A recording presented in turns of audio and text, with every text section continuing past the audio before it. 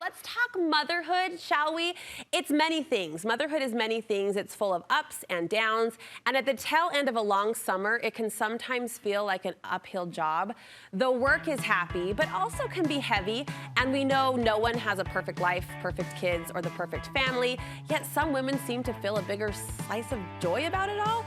For more of our share, we are calling on our very best girlfriend, Kelly Jensen, who wants to shine a light on that imperfect part of parenting and help women find the joy in the good times as well as the challenging times. Good to see you, my friend. So good to see you. It's funny, there's kind of a theme, I think, right now among the girlfriend buzz. I'm hearing it, I'm feeling it, I'm sure you are too. The load starts to feel a little heavy. It is, yeah, for all of us. And I think summer is ending, school is starting. It's that idea, like, have I done enough? Have I been a good mom? Yes. What am I doing? Where am I going? I mean, I think it's all of us feeling it. You call this a motherhood funk. Yeah, I think it's when you start feeling like you're reacting to everything instead of being proactive, instead of knowing where you are and where you're headed. You're kind of like head on a swivel, a little bit of me goes in all these directions, and then you feel very unfulfilled and, you know, not happy with how things are going in your home or how you are acting as a mom. And more than just we're setting the vibe, it's like we want to show up as our best selves, right? It becomes this internal checkpoint. Of course, and we're looking to add to our children's life. We're looking to try to be the best mom, to be the fun mom, to be the safe mom, to be the kind mom. And I think sometimes we just have to take a step back. So I hope that's what we're gonna do today. Yes. Take a step back, give ourselves some tools, and remind ourselves, like, we're already a great mom. We just have to remember those little things instead of trying to do it all at once. You're helping us rebuild back that joy, no matter where we're at. Absolutely. First you say, take a step back, get intentional. Yes, and we hear that word a lot. We use it a lot, be intentional. But in this instance, I'm talking about stepping back and looking, what do I value in my motherhood? What do I want? What type of mom do I want to be? How do I want to feel to my children? All of our mothers' words run through our head. What do we want ours to sound like? What do we want? What type of safe place do we want to be? And once we realize what we value, we can start heading in that direction. It's like that saying, if you don't know where you're going, how will you know where to focus, where to put your next steps? So when you're thinking about this and what you value, whether it's, I want to be a playful mom, I want to be, I want to teach my children to be obedient, I want to have a clean house, whatever those things are, the rest starts to fall away and you're able to be actually successful at those things instead of giving a little to each of these places. Once we have success, we can start to feel the joy in those moments instead of just feeling like we're only doing like a small amount of anything important. Yeah, focus, get intentional, let expectations go. Absolutely, this is a big one. And I have people write to me all the time and say, like, how do you just kind of walk your own line in motherhood? How do you feel like so romantic about motherhood or your children?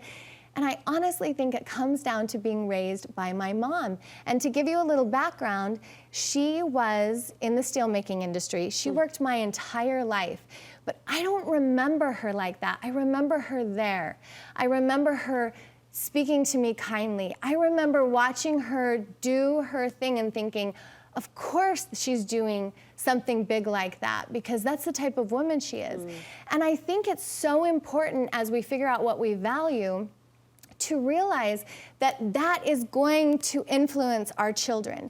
So my mom valued us, and because she valued us, she had to go to work for a little while. And one thing I remember so clearly, and this might embarrass her, but it has really influenced my life, is I did half-day kindergarten, and every day before afternoon kindergarten, she split a bottle of Pepsi with me with 2 straws.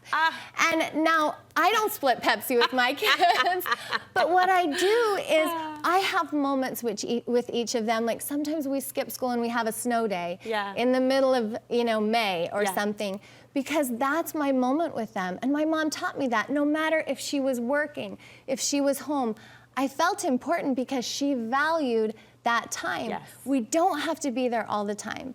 We don't have to, be in one place and do one thing and everything be perfect.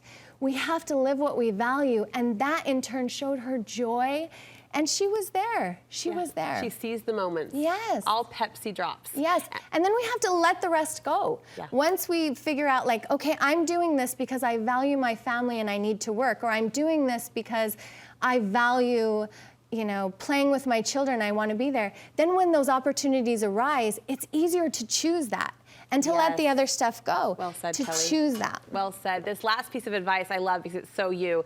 It brings heart, but it also brings motion. Get on with it. Like, get on with it. Get on with it. Once you figure out what you value and you let the rest go, pick yourself up, dust yourself off. We're gonna have failures, and get moving and live that big life. Who says it has to look a certain way?